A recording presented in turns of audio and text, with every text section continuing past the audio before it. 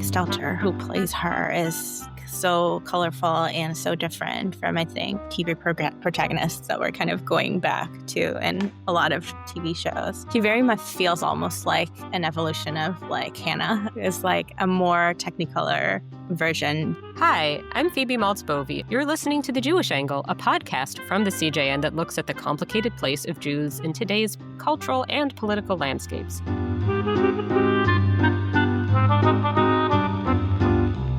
Today, we'll be a little bit more on the cultural end. So I'm now about 7.5 out of 10 episodes into the new Lena Dunham Netflix series, Too Much.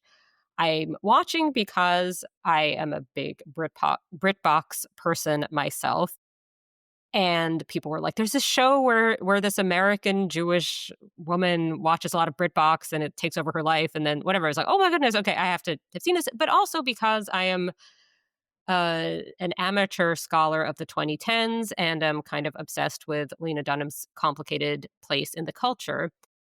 And I've given a lot of thought and written a lot over the years about why both the left and the right have come after her for different reasons. And I had wondered kind of what had ever come of Lena Dunham these days. Occasionally I'd hear something about her, but it used to be like there was a time in the 2010s when you could basically open any publication and there would be different aggregated versions of why people are mad at Lena Dunham this week. What's she done now?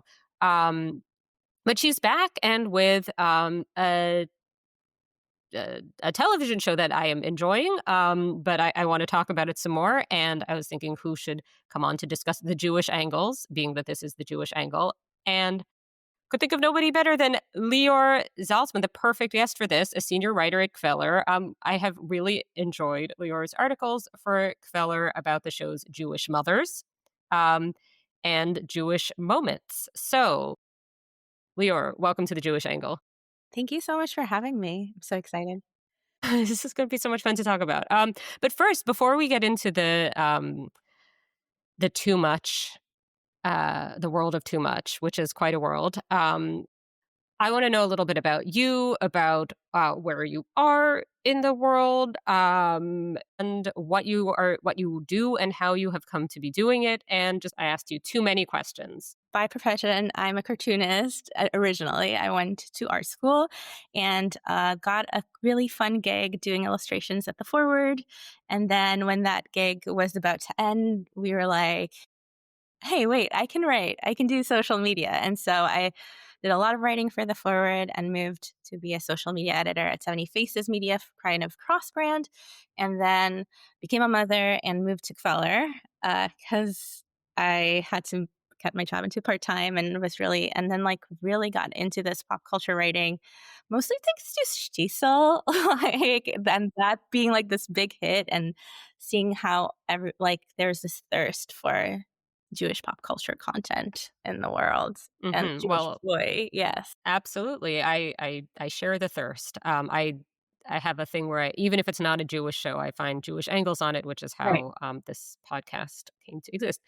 So the show we're going to be talking about, Too Much, is a show about a woman named Jessica Salmon, who, after a difficult breakup, moves from the New York area to London, England, to get a different job and also pursue her kind of cultural romantic fantasies based on having watched a lot of British TV and movies, where she wants this glamorous new life in contemporary London, but also has a lot of kind of misconceptions. She doesn't really know what actual London is like. She imagines it to be like in a period drama or something like that a little bit.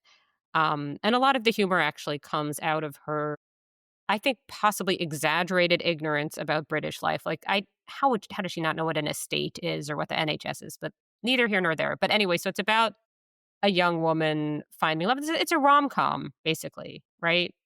A serialized rom-com, but with lots of twists. I wanted to start, we will talk about the show itself, but I want to ask you, what were your pre-existing thoughts about Lena Dunham? I'm going to just assume you had heard of her prior to watching Too Much, and we're not going in like, what's a Lena Dunham? No, what would where were you at regarding Lena Dunham before the show? I am a Lena Dunham fan.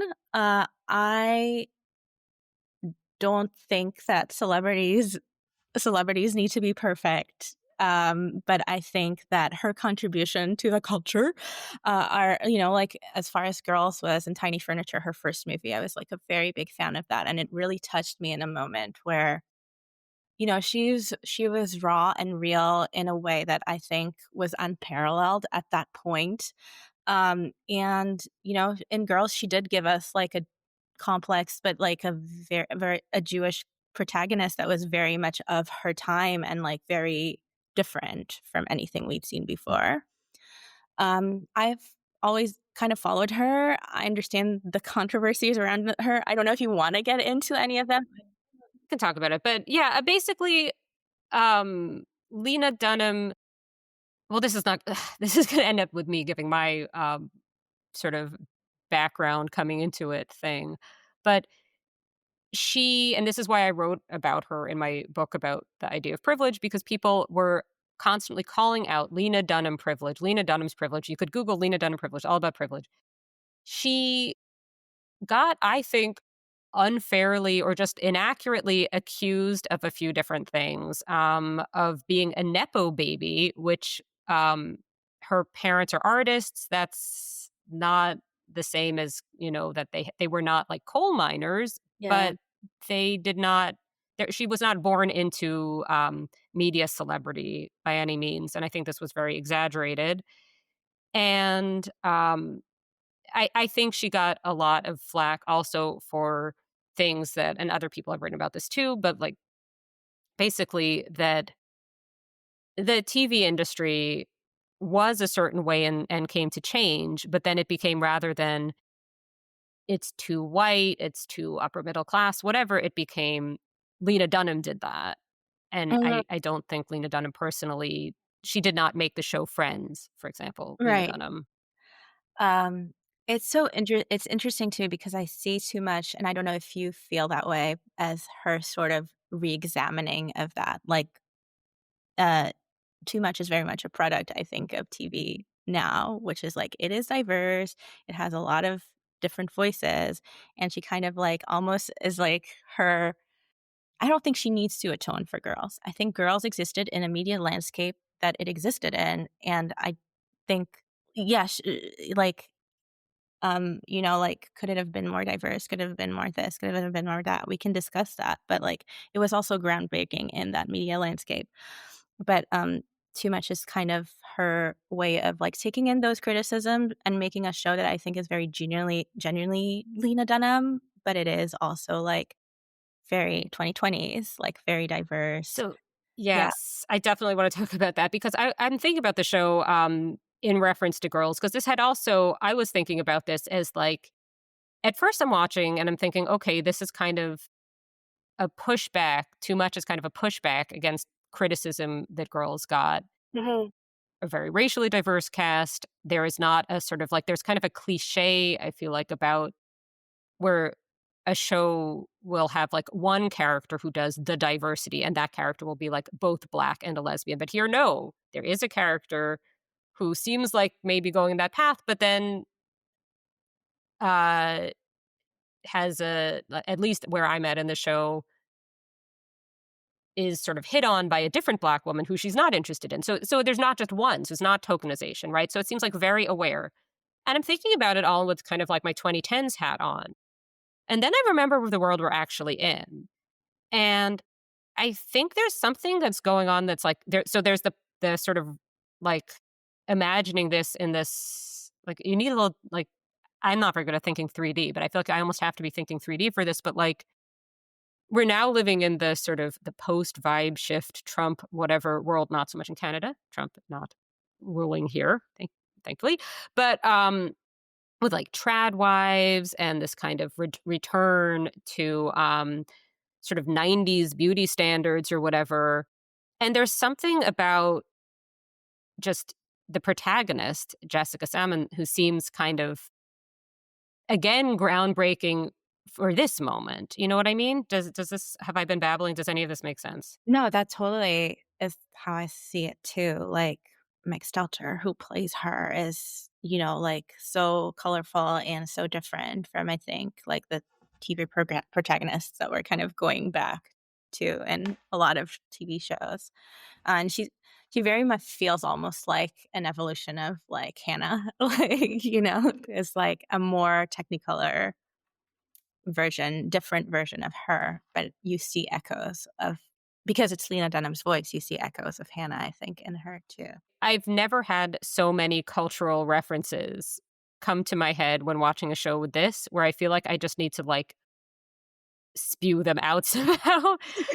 So I'm gonna give you my For sure. list, and Oh, shoot. you can tell me whether yours Frozen is again. similar, different, where so I'm thinking Woody Allen was my first thought because of the type of, um self-deprecation, all of this, the type of filmmaking and like the type of very gorgeous interiors that are sometimes improbably nice, like that. Can we like that apartment, the flat that's supposed to be so shabby? Can we talk about the Yeah. built-in cabinets? I wanna move there. Yeah, it's gorgeous. It's spectacular. So Woody Allen, as always with a Lena Dunham protagonist, I'm thinking of George Costanza from Seinfeld, but I'm also thinking about Crazy Ex-Girlfriend because obviously Yeah. that is another Jewish protagonist with similar sort of. I feel like Crazy the Rebecca Bunch was maybe more too much even in some Yes, ways. then yeah. I'm thinking of The Nanny. The Yes. The the fashion is very mhm. natty forward. Isn't it very so the clothing's similar to The Nanny. Mr. Sheffield? No? Is there not some Mr. Sheffield overlap, There perhaps? is that for sure. The, Just put a like, little gray streak in Felix's hair. Felix is the love interest in Too Much. yes, he has the curls, he has the, like, artistic career, he does not have the funds of a Mr. Sheffield, No, but he has the British accent. but he has the British accent, he has that kind of, yeah, like, that classic romance, Jane Austen. Exactly. Well, it's all referring back right to Jane Oh, Austen yeah. too.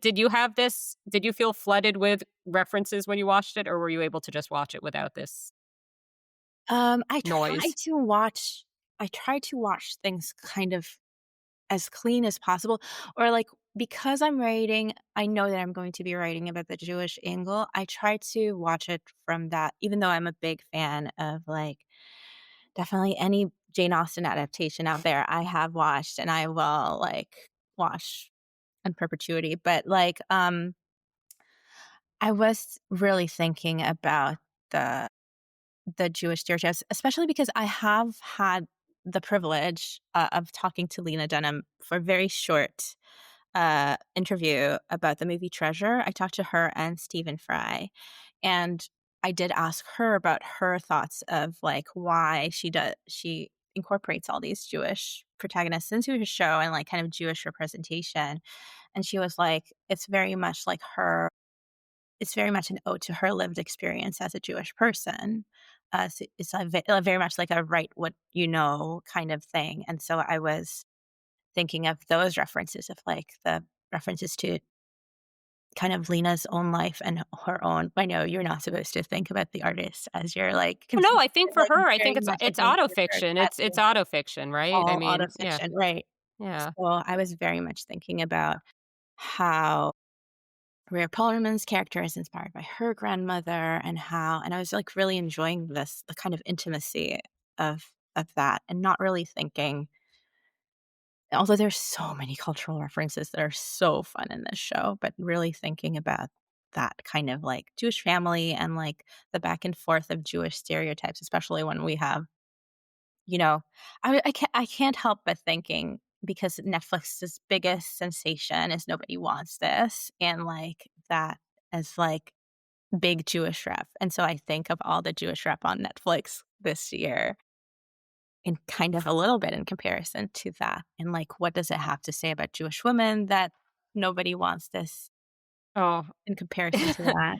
Yes. Oh boy, we It's could fun. talk about that. Oh my Yeah. goodness. I found that felt like a real cultural backtrack. Yeah. I It's not that it wasn't well done. It's not that the acting was bad or something like this, but it just felt like it was coming out of a world that I thought we'd kind of It felt like a pre-Broad City world that Yeah. this was coming out of. When I started writing about it, I started writing a listicle of the trope, the shiksa, the Jewish man falls in love with the shiksa trope, and I'm still working on it because there's just so much. Like, it's just so old. It's just and this is another kind of like interfaithy, romancy thing. And there is like in the first episode, right? Like the Rhea Perlman character who is like this kind of beautiful, regal Jewish grandmother. I Which is really hilarious, I'm sorry, but if you watched Cheers, yes, Carla from Cheers in a very yes, different, but closer to her role in the Barbie movie where she right. plays, the Barbie. Yeah, yeah. Yes, but even so, I feel like this is her almost like her her most glamorous put together role of all time. Like, Mhm. somehow she's like the bubby with the perfect fashion and the perfect brooch and the perfect lipstick on her, and we all know that, but, like, we all know that Jewish grandmother. We've all, like, smelled her perfume as she walked. Like, I could almost, like, smell whatever, like, Chanel 5, whatever thing that she had on. Um but, she does talk a lot about, like, oh, that their problem is that they don't fall in love with Jewish men, and, like, like Lena Dunham's character in the show who plays, this divorce, there's a I don't do you wanna get Yeah, into yeah, the yeah, law? let's get into it all. Let's get into whatever, Okay. yeah, well, and we get to what we get to. It's just a chat. Yeah.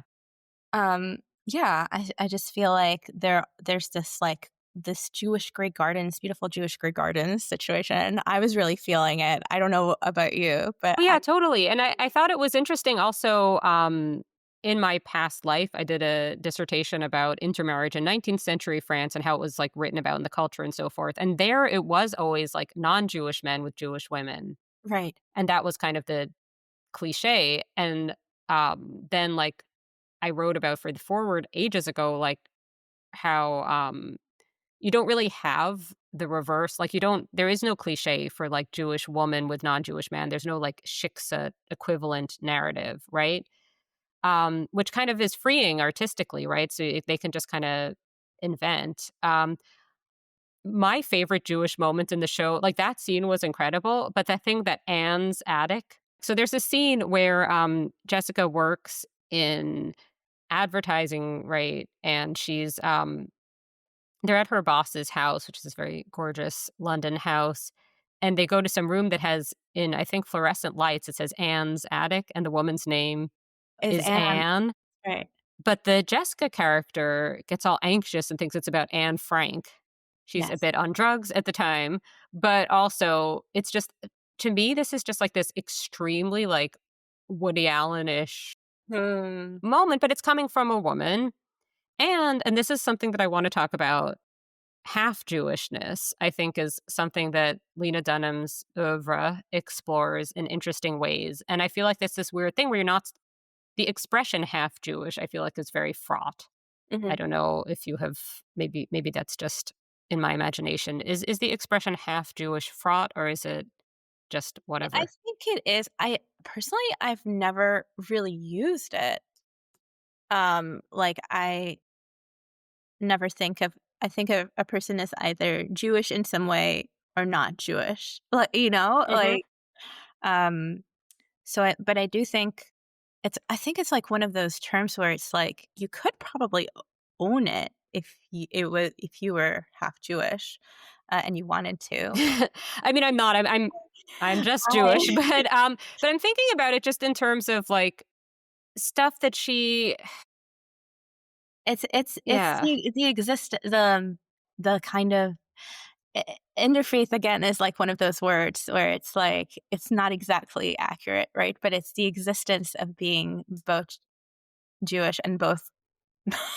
Well, so the reason I feel like it kind of is the only term that works is when I'm Yeah, thinking specifically of this controversial at the time, like all, things Lena Dunham, and we will get to that. That'll be maybe like our what we'll end on is this sort of where this fits in Lena Dunham's role in the culture, because I think that's super interesting, and the Jewish angle on Lena Dunham's role in the culture I think is super interesting. But in 2015, she wrote a New Yorker Shouts and Murmurs column dog or Jewish boyfriend, right?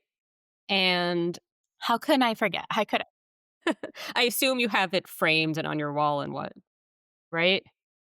yes, Yes, as we all do. I'll do. Under our pillow every night.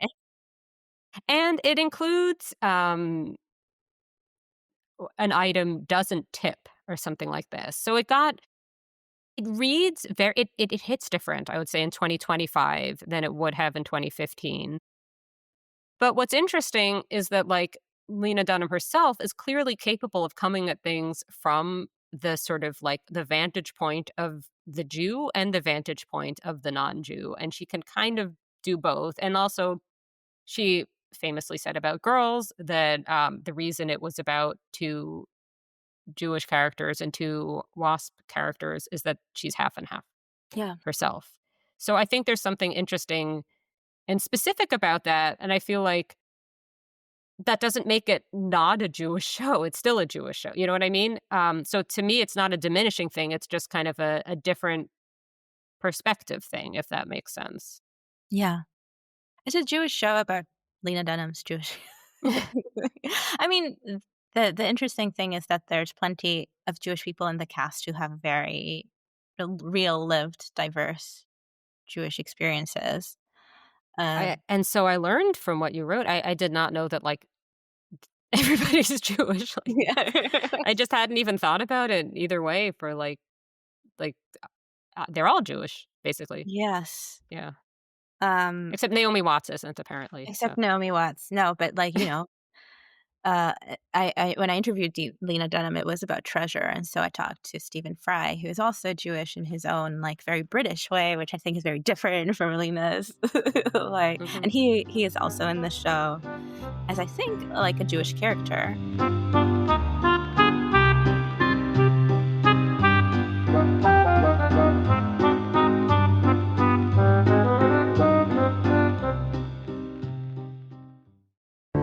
Ever since October 7th, 2023, Muslim and Jewish communities in Canada have been torn apart.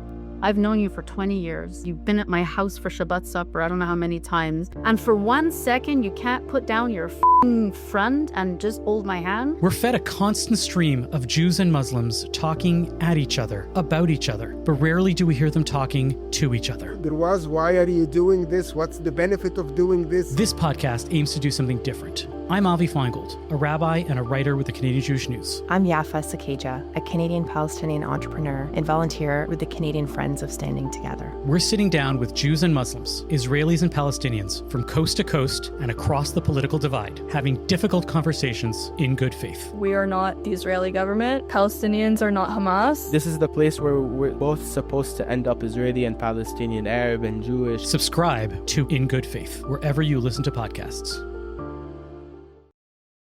The whole sort of like girl boss downfall moment which I think Lena Dunham's weekly or, twice weekly cancellations that weren't really cancellations kind of like were a precursor to in a way. But I'm thinking of that moment where like the man repeller blogger, Leandra Medine Cohen, and various other figures, whatever, kind of had these downfalls. A lot of these women were Jewish or identify as half Jewish or something like that. And that there was this kind of cultural moment where first it was like there was stuff about sort of the so-called Karen, which has one anti-racist usage, also has other usages, which sometimes was like any woman who's assertive was called a Karen, and it didn't really matter the context. And then there is now this whole era of like a sort of right-wing push in the States, certainly to get women kind of back in the home, and to like the whole sort of childless cat ladies thing, all of this. You know what I'm talking about? Like that whole sort of moment in the culture. And it's kind of like, I feel like it's a tricky time. It's been a tricky time for the kind of like brassy, assertive, too much Jewish woman. Do you have any thoughts on this? I don't know. It's not really a question, but I'm trying to make sense of where this all, I'm trying to piece together a lot of disparate bits here. Yeah, I mean, I think it's interesting because I've seen some criticism against this show because it didn't have enough girl boss vibe, if that makes sense. Like, because it's Really? like very much a rom-com show, and I don't I kind of love what I kind of love about it is, like, Jess's job is important to her, but it's not really like she's not rah-rah, like, work is everything to me. She's very much, like, has a more, I don't know, holistic look at life and, like, cares about romance and cares about, I mean, like, all these it sounds I'm making it sound like these characters are very well adjusted, which they're not. All very, like, they all need to go to therapy, but then we wouldn't have the show.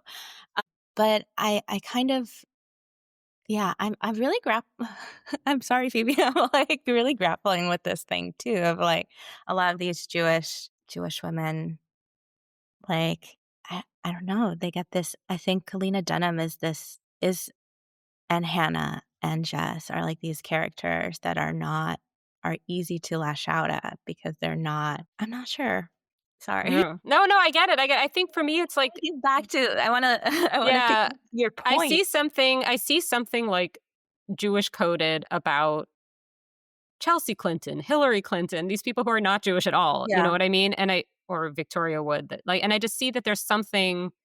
I know I'm projecting it onto it because I'm Jewish, but, like, this way of being in the world that kind of falls outside of other categories. Like Jessica, the protagonist there in Too Much, it's not that she's, you know, reinventing relationships. Like, there's a scene early on where one of her colleagues in London asks her something like, how gay are you? Like, because they're all, like, either gay Yeah. or bi or Yeah. questioning their sexuality. And she's sort of like, she sort of stumbles a little bit, but is basically like, she's a non-homophobic straight person, basically. And she Yeah. kind of, but she conveys it, well enough. And it just seems like it's not that she's, like, diverse along all axes or something like that, but because she's not, and this I think gets back. So I have a theory of why people did not like Lena Dunham, which is Yes. very simple, which is that basically she had the audacity to be a young woman putting herself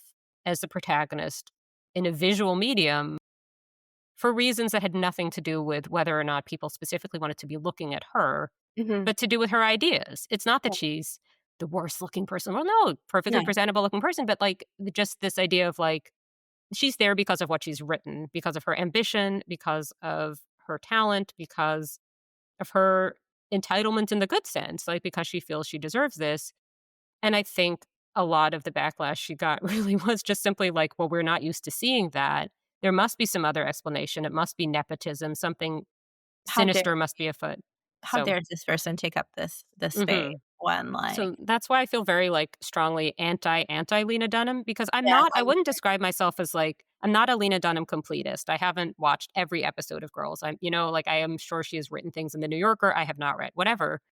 But, like, whenever people come after her, I'm kind of like, I don't know. I feel like I also like yeah. her way of being flawed and, like, embracing that kind of, like, flawed in progress identity, right? Like, that's what Girls is about. That's what this show is about, in this very raw, vulnerable way that I think, in that very too much way, which I think is just, like, a way that is so refreshing and enjoyable to watch and relatable, but it also, like, maybe kind of, like, hits you in a lot of uncomfortable places sometimes that you try to, minimize the too much aspects of yourself, and here's this person who's just that all the time, and that feels uncomfortable to watch someone being that kind of honest and open. So what would art be without that? No, it would not be great, but yeah, we would not. I really, like, really enjoyed this show, and again, like, it is, like, I d but I it was, like, the one thing was, like, she leaned into the diversity with, like, Janixa Bravo and Leah Reich play her coworkers. They're both Jewish in real life, but, like, we did not get those or at least maybe they are Jewish characters, but it's just, like, that was, like, I would have loved to see a little bit more of that, maybe. Maybe there will be a season 2, and Maybe. it will I be mean, I'm really hoping. But yeah, but I love the Jewish mothers in the show, and I loved I've I'm like, I want a whole show about the real characters. I don't know how you So do I. I think that would be fantastic. Lior Zaltzman, thank you so much for coming on The Jewish Angle. Where can people find you? Kveller, presumably. Kveller.com is, yes, where you can find me. I am um on Instagram, Ali-or, one word, and on other social media as Liorca, Liorca. And yeah, just find me at Kveller and 70 Faces Media. Thank you so much. This was so much fun. I could talk about this with you all day. Thank you. Thank you, Phoebe. I really enjoyed that.